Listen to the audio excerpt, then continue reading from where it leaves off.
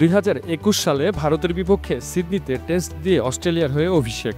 সে ম্যাচে খেলেছিলেন ৬২ রানের ঝলমলে এক ইনিংস। মনে করা হচ্ছিল এই উইল পুকোভস্কি টেস্টে অস্ট্রেলিয়ার ওপেনিং জুটিতে স্থায়ীভাবে জায়গা করে নিতেই এসেছেন, কিন্তু বিধি বাম, তিনি আর কখনোই অস্ট্রেলিয়া দলের হয়ে খেলতেই পারলেন না।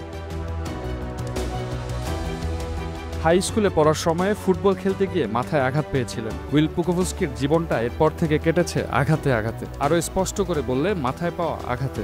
পেশাদার ক্রিকেটে ৭ বছরে ১০ বার বল লেগেছে মাথায়। একের পর এক কনকাশনে জীবনটাই হয়ে গিয়েছে বিপন্ন। অস্ট্রেলিয়ার হয়ে এক টেস্ট খেলার পরেই তাই বিদায় বলতে বাধ্য হলেন পুকোভস্কি। ক্রমাগত মাথায় আঘাতপ্রাপ্ত হয়ে ২৭ বছর বয়সে নিজেকে সব ধরনের ক্রিকেট থেকে গুটিয়ে নিয়েছেন উইল পুকোভস্কি। অস্ট্রেলিয়ান এসিএন রেডিওতে দেওয়া সাক্ষাৎকারে নিজের ক্যারিয়ারের ইতি টানার কথা জানিয়ে দেন এই ওপেনিং ব্যাটার। সাক্ষাৎকারে পুকোভস্কি বলেন, আমি ক্রিকেটকে সব কিছু দিয়েছি, কিন্তু বারবার মাথায় আঘাত পাওয়ার পর বুঝেছি এটা আমার শরীরের জন্য আর সম্ভব নয়। আমি জানি আমার এই সিদ্ধান্তে অনেকেই হতাশ হবে, কিন্তু আমার কাছে এটা এখন জীবন মরণের প্রশ্ন। আমি আর ক্রিকেট খেলতে পারবো না।